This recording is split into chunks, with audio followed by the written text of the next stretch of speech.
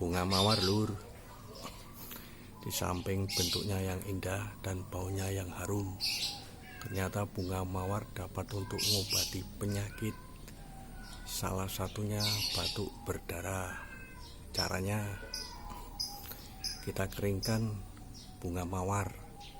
Setelah kering, kita ambil